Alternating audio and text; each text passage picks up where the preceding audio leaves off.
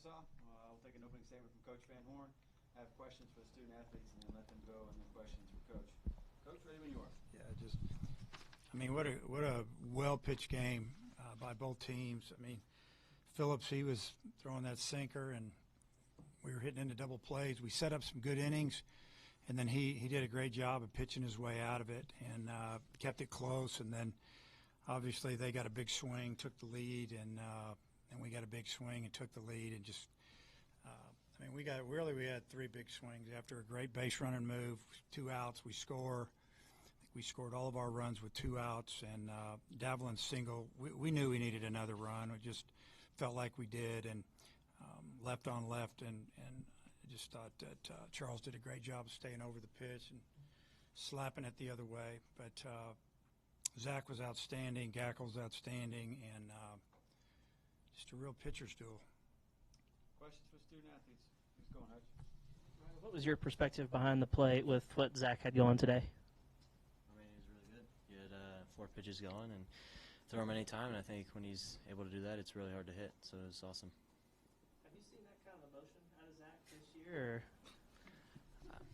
It's fun to see. So. And Zach, you gave up the home run, but then you locked back in. Kind of what was the key to getting back in? Because it was a very emotional inning, the inning before that, and then the error and then the home run. What was the key to bouncing back from that? Yeah, just keep a level-headed and just try and keep the team in there and close and give them a chance to win, because our bats are going to get going and score a couple runs, so just keeping it close. Zach, I believe on the strikeout of Fisher, you touched 99 on the TrackMan. Have you ever thrown a pitch 99 miles an hour in a game setting like that? I have not.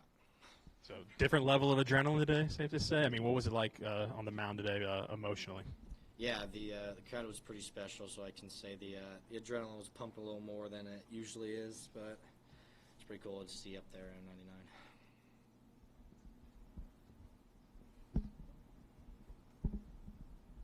Yeah, Ryder, I guess, what's with it with you and kind of the moonshot home runs into the visitors' bullpen? I think you've done that 3 times now this year. I don't know. I guess it's hitting over there and sneaking out barely.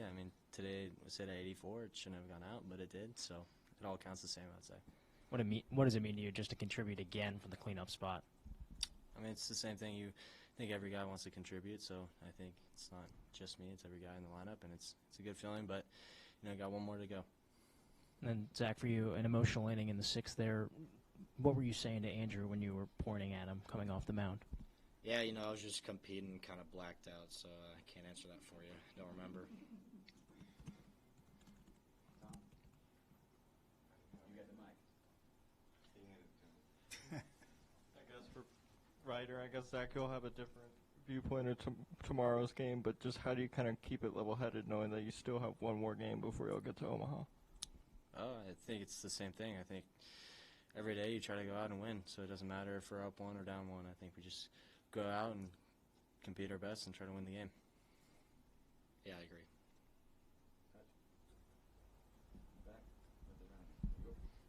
Zach, was there anything you saw differently with Tennessee's bats this time around versus 3 weeks ago? No, I'd say they're still the big hitting, scary Tennessee team they were 3 weeks ago, and it was better to go out there and get the results this time than what happened last time in a big game like this. Zach, you had word for Fisher after both of his last 2 at-bats you had against him. What prompted that? What kind of led to that outburst of emotion?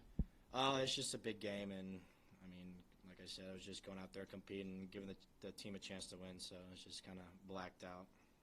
What did it mean for you that they sent you back out in the 7th even after that, because you expended a lot of emotion there?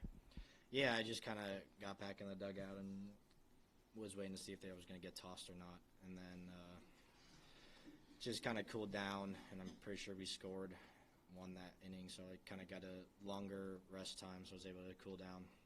Were you concerned that you might get tossed, or? No, but I wasn't surprised if I was going to be. Any more questions for the student athletes? Fellas, great job. See you tomorrow.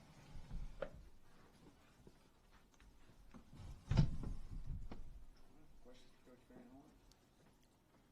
How'd you get us going? Dave, what was kind of the thought process sending him back out in the 7th after all that emotion at the end of the 6th? Well, we didn't feel like he was done. We feel like he still had some left, and he showed us that he did. As a matter of fact, he could have gone back out in the 8th. I think, but he was at 95, and we were getting ready to go through their lineup again. And I guess we had to go through 7, 8, 9. Then we were back to the top, and then we thought let's get Gackle in there and get him rolling before we get to the top of that order, because we knew that would be tough. Do you like seeing that kind of emotion from your starting pitcher? Not really, not that much. I mean, I want them to stay under control so they can pitch longer. You know, you can only use so much adrenaline. It's going to end up backfiring on you after a while. But his stuff was tremendous, and, you know, he was just competing like he said. And, you know, I think probably the crowd got him going a little bit and all that was going on. And I like the fact that he could still throw the ball over the plate and spin it, throw it over the plate, and, you know, did a great job. He gave us 7 strong innings. Before Helfrich hit the home run, it was a 4-pitch walk to Maxwell. Was there any consideration to giving Ryder a take there with Phillips' pitch count going up because he hit the first one? No, we just felt like that, you know, the ball was flying to left today with the breeze and the wind blowing out, that just Ryder's been swinging the bat pretty good, just give him an opportunity to swing. And I don't remember if he hit the first pitch or the second pitch or whatever, but we weren't going to give him the take sign. For Zach, you know, you give him the number 33 coming into the season. I know you got one more game to get to the College World Series, but, I mean, just can you put into perspective the pitching performance that he delivered for you guys tonight? And I guess was that kind of what you envisioned when you brought him here to Arkansas? Yeah, I mean, he's really made a jump. He's gotten better. Our pitching coaches, Coach Hobbs, done a great job with them, and Zach's super competitor, and he wanted to get better. And I mean, his outing last weekend was outstanding as well. So, you know, I feel like that he came here because he felt like he could get better. He wanted to pitch for Coach Hobbs, and you know, he's been everything we were hoping and more, honestly. Yeah, in that 6th inning, after Zach had shown the emotion coming to the dugout, I think the umpiring crew walked up to you, and then Tony. What was the explanation that was given Just there? that, both teams had a warning on them. That was about it. Yeah. First outing against Liam Doyle, you guys probably treated him worse than anybody. What do you expect maybe from him tomorrow? You know, kind of what you saw this past weekend. I mean, he'll do anything he can to help his team win. Pitched 2 different times, started, and then came in relief on Monday. He's going to compete hard, and, you know, we just got to do a good job. When we get a chance to hit one, we got to square it up, and he's hard to square up. So, you know, I told our guys to get some rest because we'll get their best shot tomorrow. You know, sometimes when you have all those chances early in a game and the other team takes the lead, it doesn't go well. But in this case, you bounce back with 2. But, you know, I guess how big was that? It was real big, you know, and, you know, we knew everybody in the stands was thinking the same thing. You know, we've left a lot of runners out there. We hit a double play with the base loaded. We hit a double play in the first inning. You know, it looks good when you see that they've got no hits and we've got, 6 or 7 at the time. And but we only had a 1-run lead, and that was because Cam Kojal made a great read and scored a run for us there. So, yeah, usually it comes back to bite you. Feel really fortunate that we scored enough runs and that our pitchers did the job they did. Play with Kojal, was there a discussion before the game with, I mean, backup catcher for them or a scouting report, or is that just him making a play there? No, I mean, we've talked about who was catching.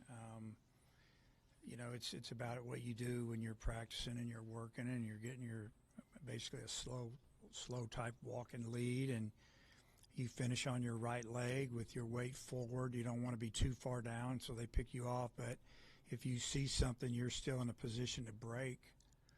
And you know, he had his weight forward. When the ball's in the hitting zone, he gave himself a chance, and ball kicked away, and he didn't hesitate. You know, even if he would have been out, I wouldn't have been upset with him if it had been bang bang, because he made a commitment to do it, and he did it. He did a great job. Yeah, Gabe was game one starter back all the way back in February. I mean, what's it kind of like having back-to-back guys in a game like this who kind of have starter stuff for just a full 9 innings? No, I mean, whenever you got pitchers like the 2 guys we threw today, you're confident you can keep teams down, even a great hitting team like Tennessee. So, they did it. So, but, I mean, to answer your question, it gives me a lot of confidence. I had no problem when Coach Hobbs and I were talking at the end of 7, and I didn't know exactly what his pitch count was. Root, he says, "What do you think?" And I just said, "What is that, 85, 90?" He said, 95, so let's get him. And because, Gabe's awesome. Let him have his turn. Root's velo seems like it's ticked up the last few weeks. Is that something you've noticed as well? On who? Root. Yeah. I mean, a lot of times, guys, at this time of year fading a little bit. He seems to be getting maybe a little stronger, and he can reach back and get a little more when he needs it. He doesn't have to pitch at 96, but he can go to 96 a lot. He can go to 97, maybe a little more. You saw it. But I like the fact that he's throwing that changeup and that breaking ball for a strike, and it's been it keeps you off balance just enough. And just want to confirm, you going with Wood tomorrow? Yeah.